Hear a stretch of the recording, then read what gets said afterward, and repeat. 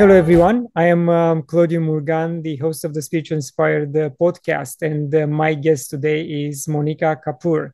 Monica has been a lifelong seeker for the deeper meaning of life beyond the material forms and the world that is visible to us. She was inspired to write her first book, Taste of Heaven, after experiencing a profound awakening to divine love.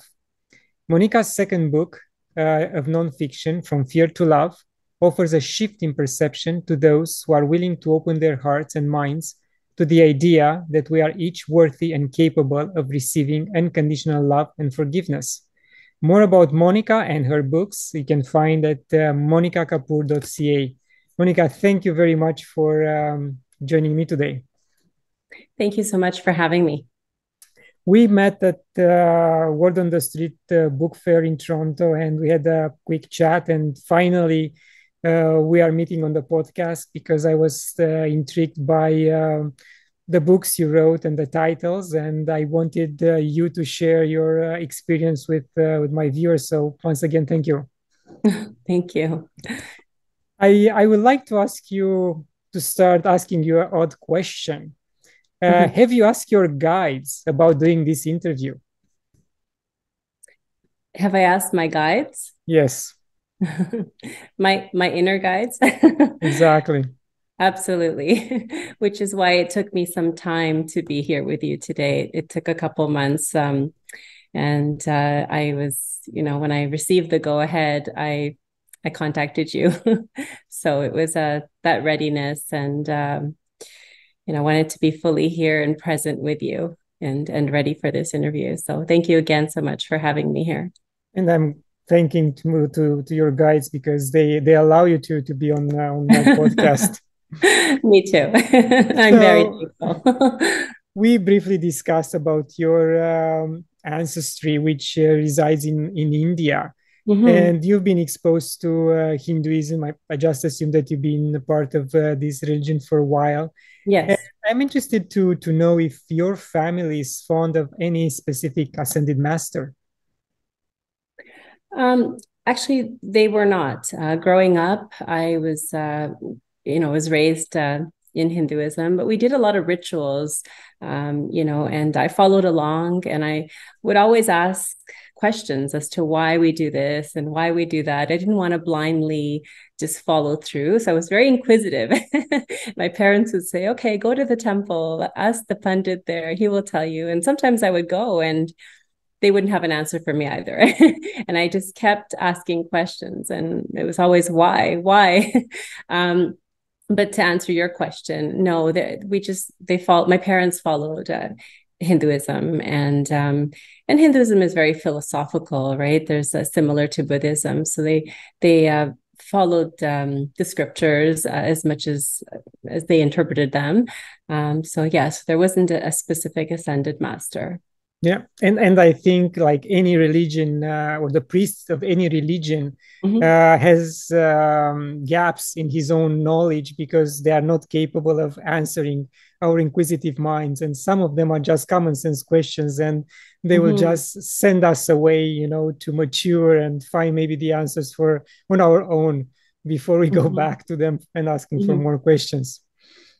Yes, of course. Have you had the chance to read the Bhagavad Gita, and what was your impression of it? So I started reading the Bhagavad Gita when I was a teenager.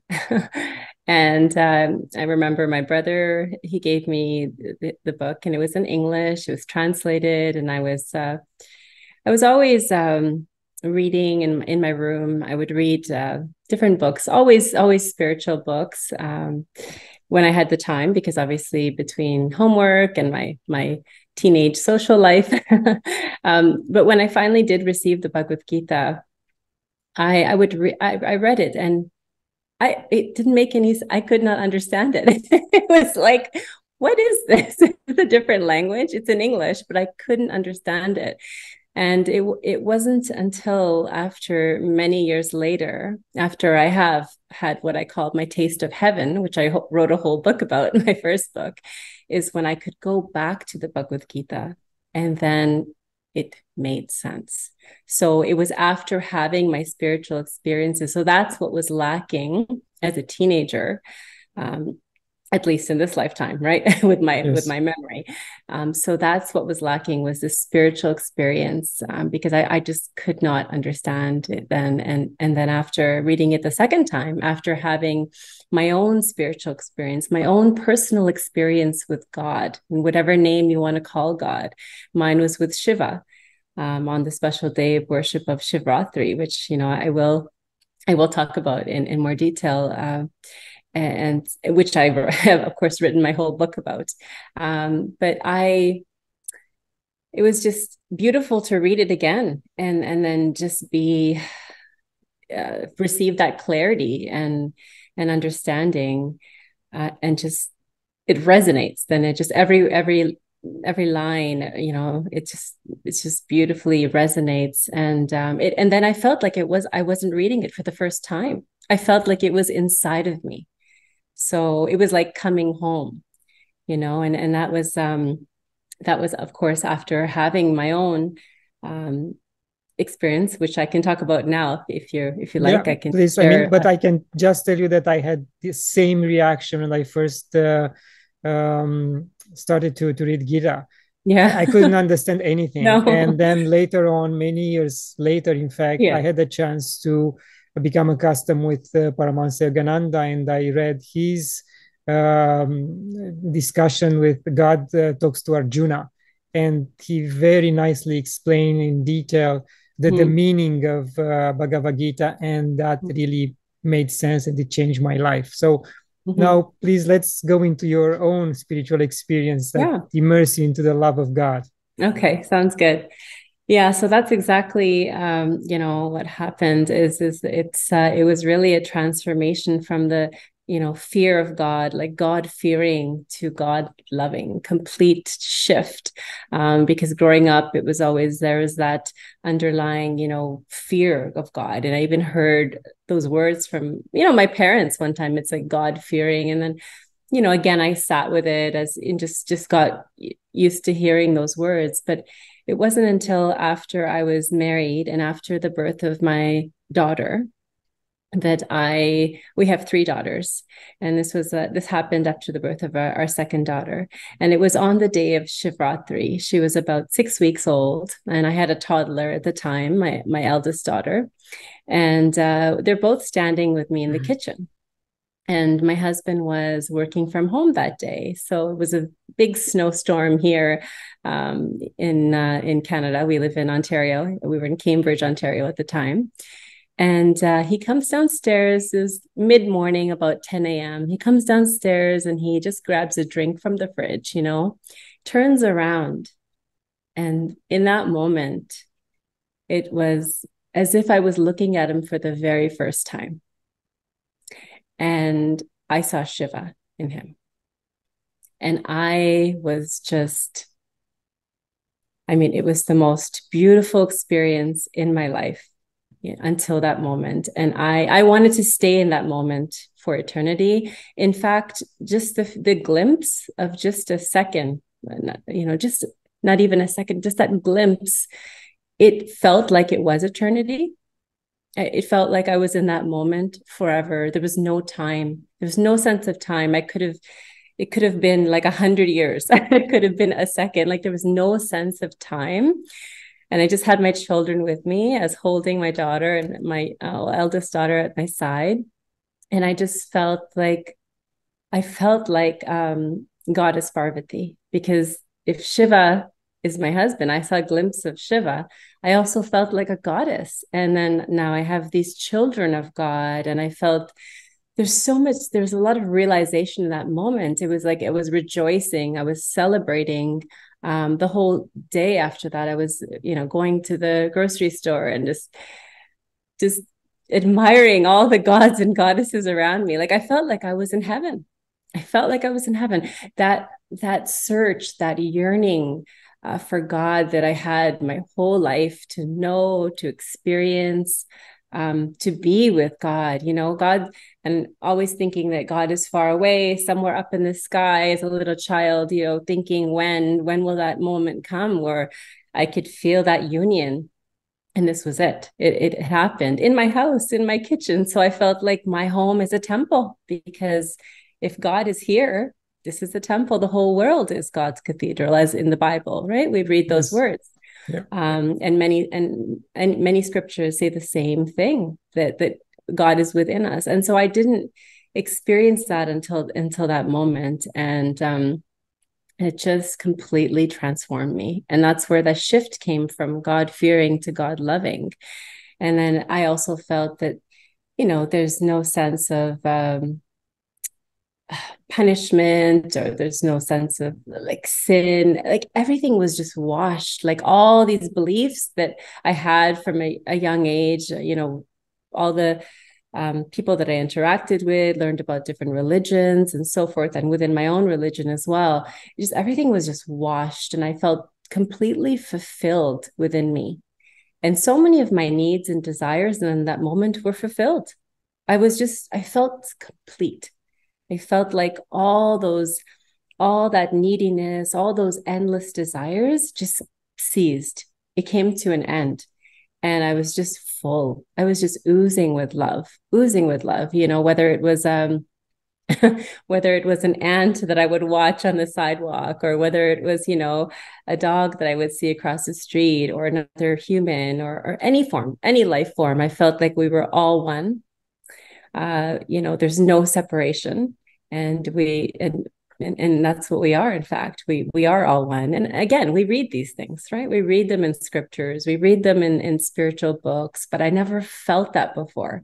I actually felt that union with everyone and everything around me. And that's the name of my book, Taste of Heaven, An Awakening to Divine Love, because it was divine. It was a divine love. And it was like a spiritual romance. I was falling in love with my husband all over again, but in a spiritual way. And it's like, he's Shiva and I'm Parvati, and it was just, and I was just dancing, celebrating, so joyous. And this actually happened. So that was just one glimpse. A few weeks later, and which I talk about in detail in my book, it happened again. And this time it was a couple of hours of our sense of time.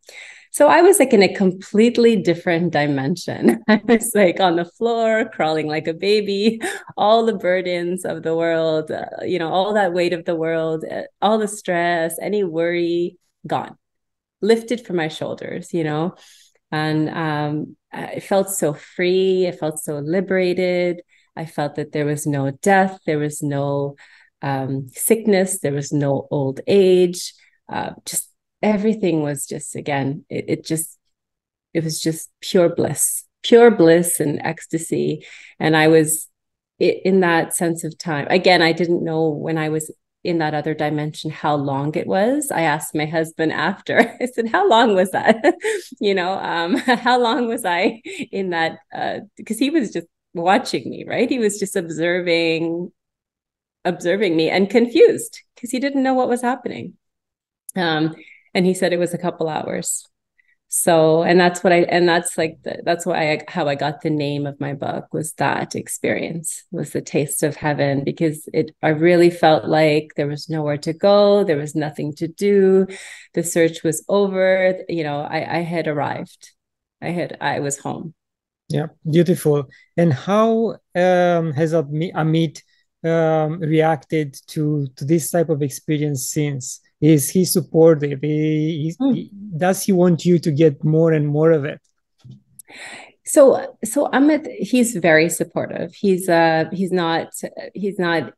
into, like, he doesn't read spiritual books, and of course he read my books, but he's not into spirituality in the way and form that I am, and he's spiritual in his own way. We all are, right? So yes. So I mean, watching sports even, right, that there's certain things that, like, it's so emotional, and the presence and just things that he gathers through and playing sports himself, and just being in that moment, being so present, which we hear about, we read about in so many spiritual books. And feeling that bliss, right? That you feel in those moments. So he's spiritual in his own way, but he never, like, he's fully supportive of my path and my journey.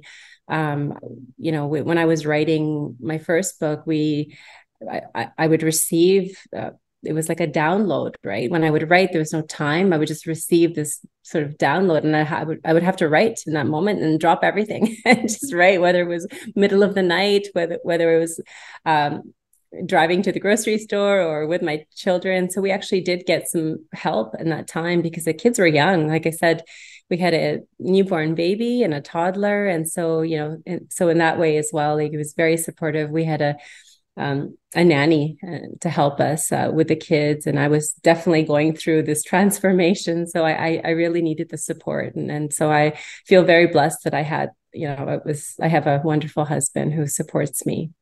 Beautiful. In the way that he does. Yeah. And I know it's very hard when one of us gets into that ecstatic state and feels the bliss. It's very hard to sustain the moment, to be in that state because of the daily life. You come back to your kids, you come back to the challenges of life. Yeah. How hard was for you to sustain that ecstasy? So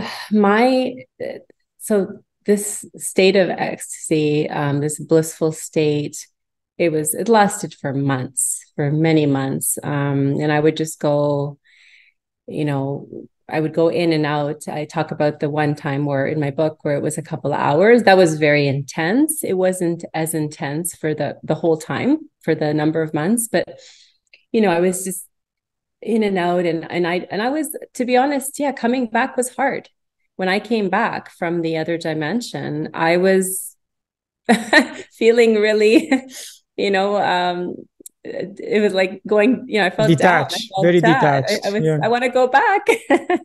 I want to be there now. It's like, oh, okay, now I have to do this and that, go about my day. But at the same time, I found a beautiful balance, between, because you have to stay balanced if we're here in this world, and we have, responsibilities, obviously, with the young children, and you still have to do your household chores.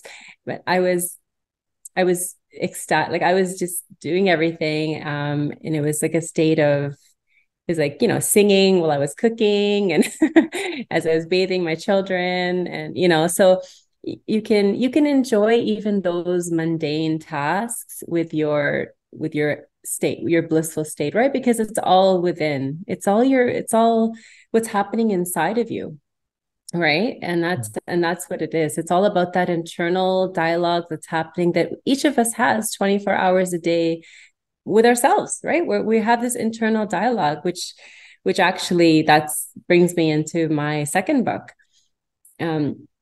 Because it's that book is all about shifting, like becoming aware of that internal dialogue and shifting our thoughts.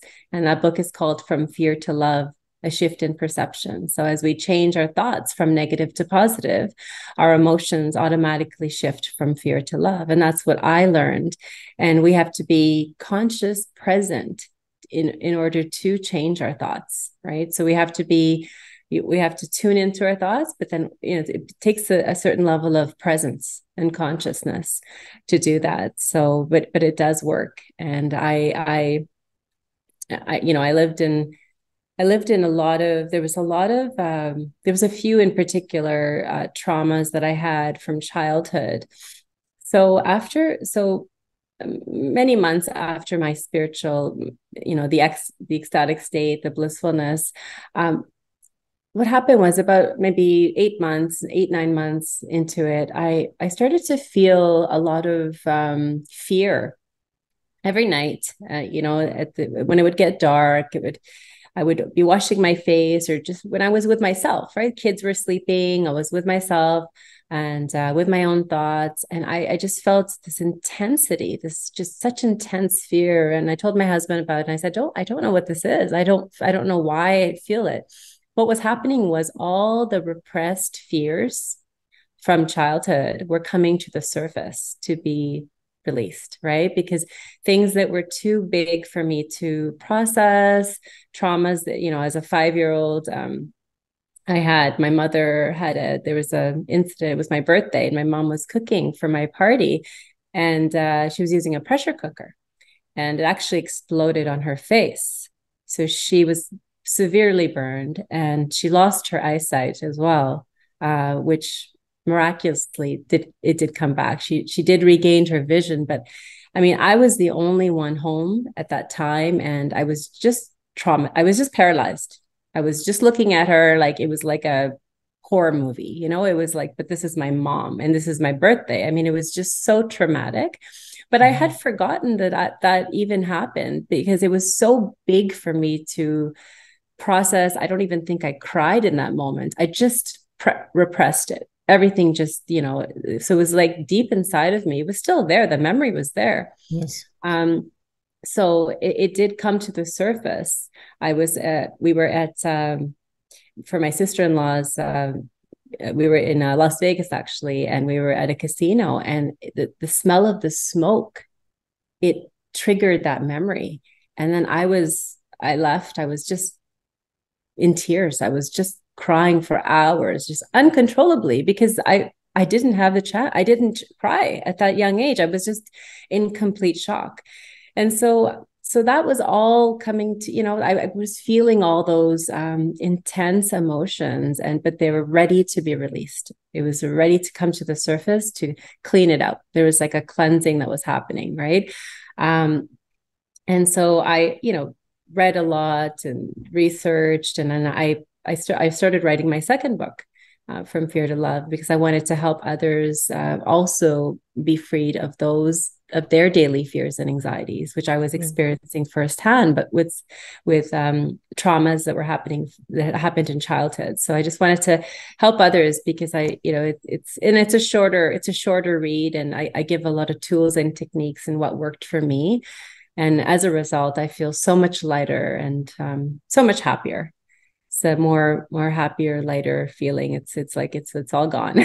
All those all that weight that I was carrying around for 30 something years, right? At the time, like I was 5 and it was just in my early 30s, almost mid 30s at the time when this all happened. So I was carrying it with me, but I had no idea that I was carrying that weight until the heaviness obviously was there. You feel it on a subconscious level, but, you have to be quite tuned in and conscious to know, It's very good to release these traumas, just because when you release it, the environment around you becomes lighter, as you mentioned, and also you don't move that heaviness into your offspring, into your children.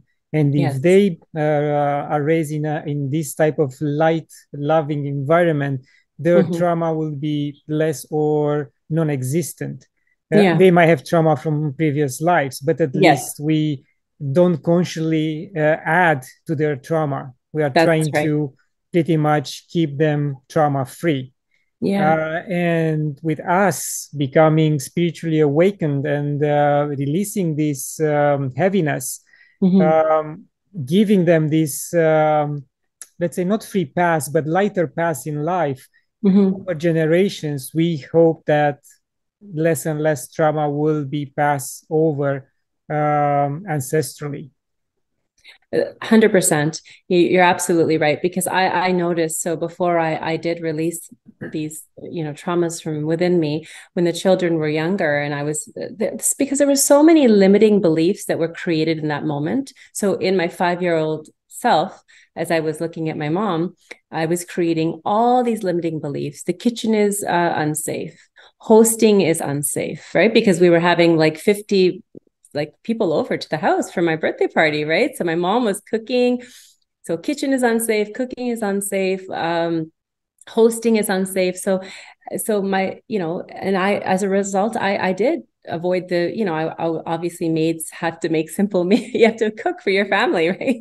But I've had that hesitation where as a teenager even, right? My mom would want me to come and help her in the kitchen, and I would literally run. I would run from the kitchen, right? I didn't know why. And she said, "Oh, you don't want to help me."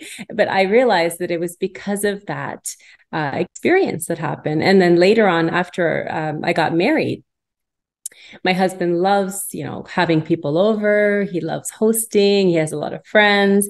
And the first time he asked me to have someone over, and I yelled out, "No." And he's confused, right? He's like, "Okay, I don't want to get into an argument with you." But the reason why that happened was because I was remembering subconsciously, right? Because we were hosting. It was my birthday, and my parents loved hosting. We'd always have get-togethers and parties, and they loved that. So then I was limited because I created that belief, right? That hosting is unsafe. Yeah. But yet that only happened. There was one incident where that happened. I mean, we had many parties and get-togethers, but I kept that within me. And later, when I was writing my second book, and when I started to release my childhood traumas, and I explained to my husband, I said, "Oh, this is why I didn't want to host, and I didn't know, but now I'm ready." So I smile because I might have to check with my wife. Maybe she has a similar trauma, Maybe. I mean, aside from the fact that there is work involved, but it's a labor of love, right? When you have people over, it's lovely, and now I feel that when we have people over, it's a labor of love, and I love it. And it changes. That shift really is that shift in perception, as I talk about in my second book. It really changes your life. And I wish that upon everyone, because we should be unlimited, right? We should be limitless, and embrace, because that's who we really are in essence. But we create these limiting beliefs, and those are created from traumas and from certain experiences that happen in our life. Yes, yeah, and even Dolores Cannon mentioned many years ago that we shouldn't get sick, we shouldn't get old, but it's just our limiting beliefs and what's around us which constrain us to think that we're going to get old, we can get sick, and all these things happening, the degradation of this physical body. It's all in the mind, right? Yes. And because we see it around us, and then we have that belief, right? So the mind is so powerful. Yeah. Right? Monica, through this spiritual experience, you also had another metamorphosis, which was the change of your name. Why? Yes. Okay. I will talk about that. So I was nursing my daughter one afternoon, and as she was, in my arms, I was nursing her, and I had tears were flooding, in my eyes. I had beautiful thoughts of compassion, just loving thoughts. And then I heard the name Isha. And I just was, just got chills. Like I just didn't know where that was coming from or what that meant, or who's calling me.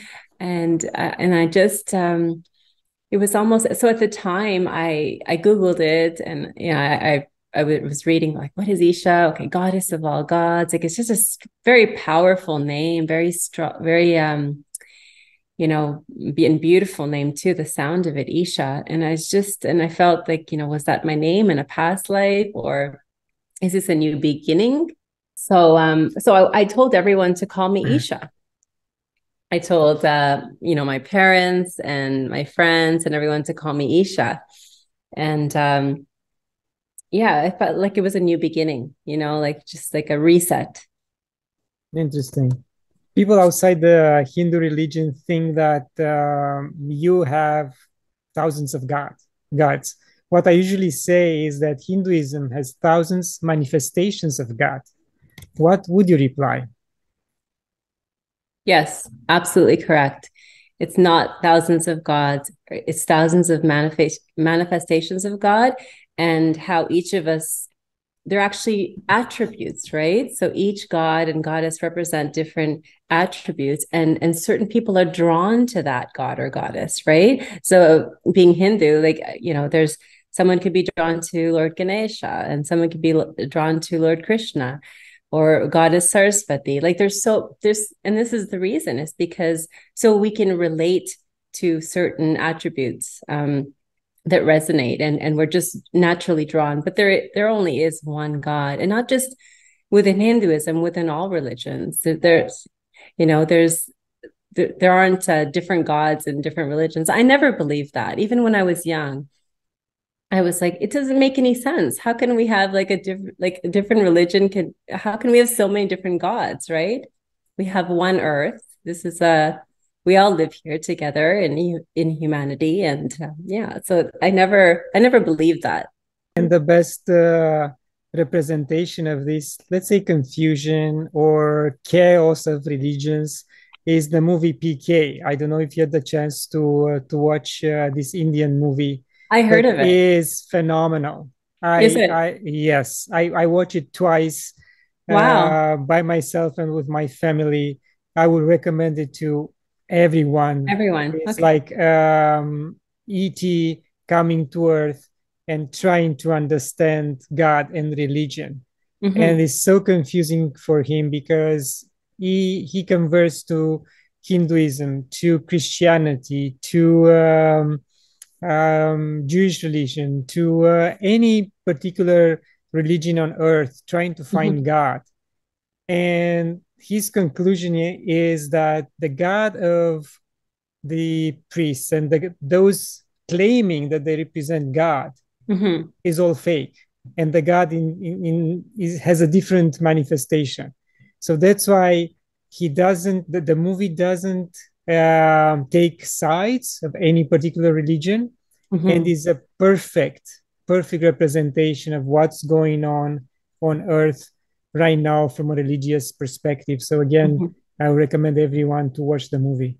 To watch it. Well, I wrote in my first book, right, about that, about how because scriptures, even in religion, religion is man-made, right? But who made man? Who made us? Right? God made us. So it's humanity.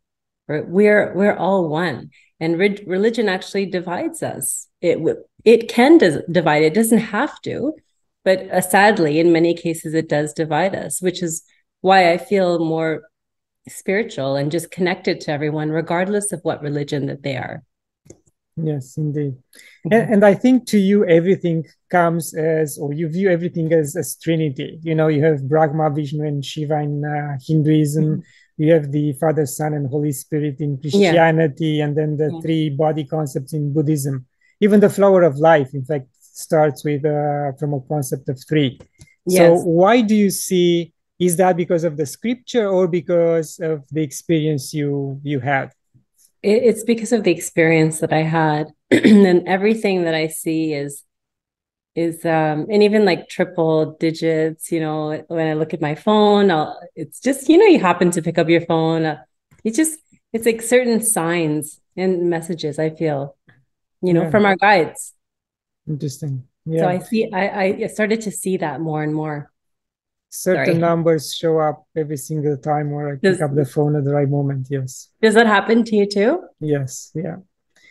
A while back, many years ago, I read Deepak Chopra's books, and in one of them, he mentioned a story when he was young, living in India. I think it was he was living in Delhi, and his grandfather used to take him to a sage, to a saint outside the city.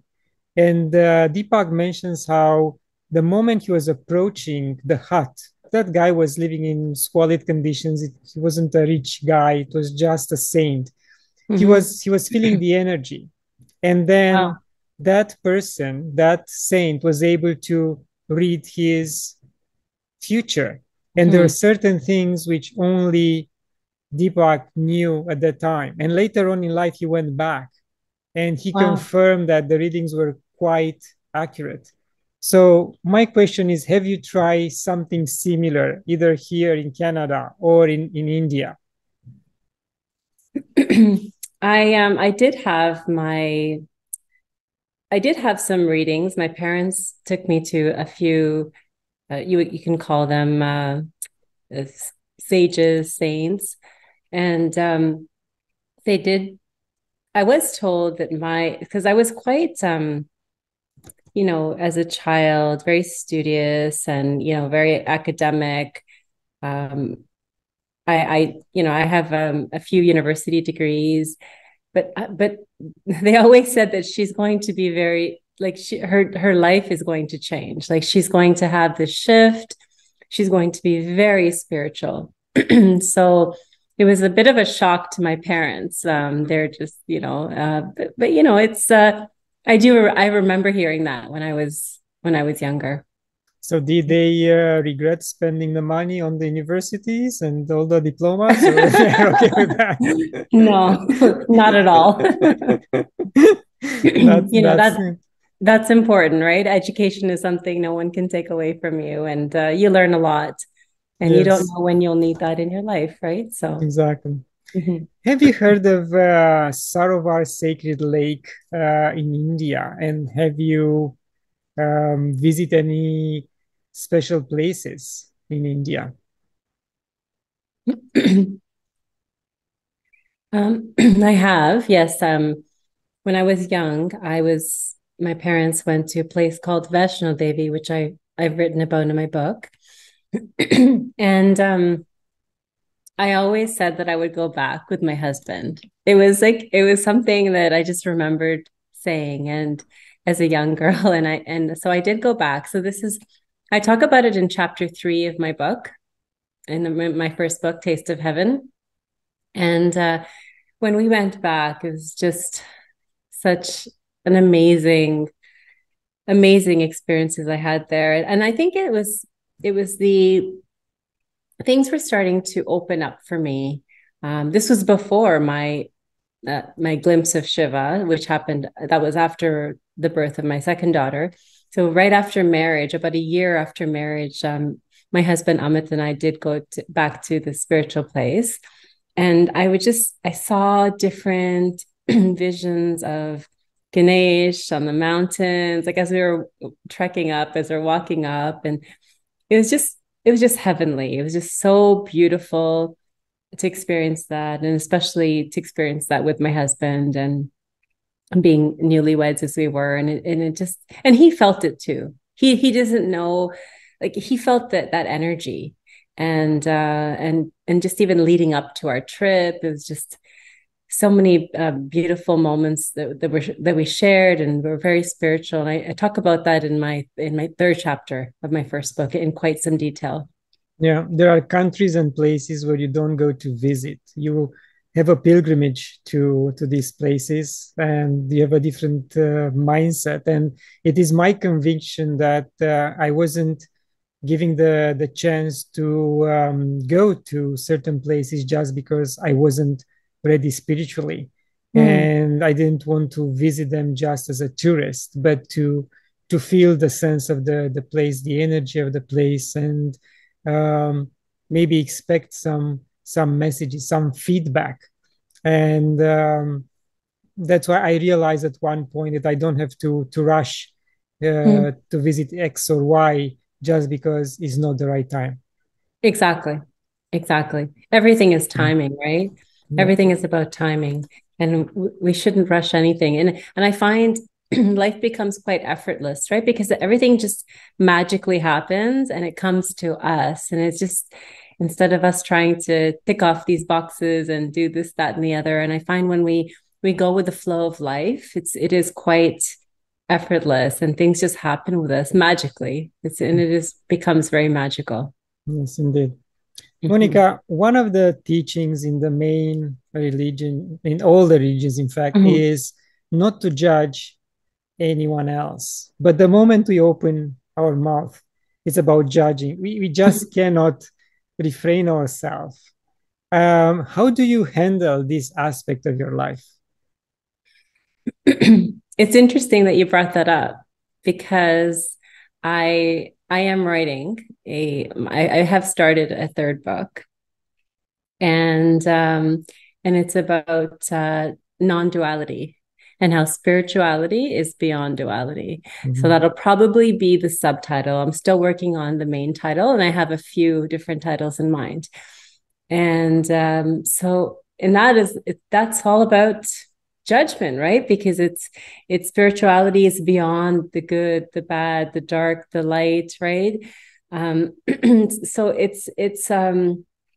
that's what I'm currently working on and observing around me, because it is true, and also within my own mind, right? Because it happens, it's happening, and just to be aware of it and to observe it. But I truly do believe that spirituality is beyond duality, and I do now make this a conscious effort not to judge, and to let people be as they are, because everyone has a reason for their choices that they make in life, and we can't understand, because we're not in their shoes. We don't know what happened to them. Like someone could have said to me, "Oh, Monica, Monica and her husband Amit, they're never calling us." Like when we were newlyweds, for example, right? They could have said, "Oh yes, they always come to our house. They haven't called us over for a couple of years. Why are they doing that?" Like, just make that, they could think that in their heads. Meanwhile, I was suffering from my trauma, right? So it's not that I don't enjoy their company, or I don't want them in my house, or that I don't want to see them, right? Yeah. And it wasn't even about work, or it's a lot of work having people over. I was traumatized as a child, right? So no one can understand that. Not even my husband, because he didn't go through that trauma, and he's so close to me, right? But after explaining to him, of course, he understands it. So I just feel like we just don't know what someone is dealing with, and what their battles have been, and what they're going through. So before we open our mouths, or even on a thought level, have a certain judgment, we really need to take a step back and say, well, we don't know. There's so much unknown here, and so many uncertainties, and who are we to judge, right? Yes. And the first form, or the first way of stopping the judgment is in our head before we express it in words. And if we do that, then it's a halfway won battle, and then we have to work on the other half. So that's right. And that goes back to that 24-hour conversation that we have within ourselves, being conscious with, and listening into that, and tuning in, because sometimes it's so subtle. It's so quick, right? Yeah. But if we become aware, and that's what my second book is all about, is how to make those changes, how to shift our perception, how to change our thoughts, really, right? Because if we catch it, we can change it, but you have to be present. You have to be conscious present. You can't, if you're not, then subconscious takes over, and we become like it's like you're just a replay, right? You're just blurting out things, not thinking about it. Yeah. Monica, do you have any daily spiritual practice which you can offer as to the listeners, to the viewers? I do. So this is quite recent. I took inner engineering. Have you heard of Satguru? I'm sure you've heard of Satguru. Yeah. So I recently took, it was last year in 2022, I took inner engineering with Satguru, and I recommend this to everyone. It is life-changing. It's 21-minute practice that I do every day. And Satguru says, if you can't take 21 minutes for yourself, how are you going to create a life for the way you want it? If you can't take 21 minutes for yourself the way you want it, how can you create a life of your dreams and how you want it? Yeah. So I do that every day. It's called Shambhavi Kriya, and it's a lot of breath work. There's some yoga, some simple yoga postures in preparation for it. And so the total time would be about between 35, 40 minutes. And I do that every morning. Yeah. That's how I start my day. Perfect. So Thank you. Thank you for sharing that with us. And we are approaching the end of the interview. Any final thoughts? well, I just want to thank you again for coming to my table at the Word on the Street Festival. I feel like everything happens for a reason, and here we are chatting, and I had this wonderful interview, and I truly am grateful to you, and I appreciate being on this podcast with you, and I wish you so many blessings and so much love to you and to everyone who's listening. Thank you very much. And we are happy that you found the love of God and you stay in that ecstatic state. And we wish you to stay for as long as possible in this lifetime. And if possible, go to the next level of ecstasy through your experiences, because this is what's important in this existence. At least this is my belief. Yes, thank you. I wish that upon everyone too. Thank you so much. Thank you. Namaste. Namaste. And to my viewers, thank you for watching. Share it, like it. Download a free copy of my book when you visit my website. And until next time, love and gratitude.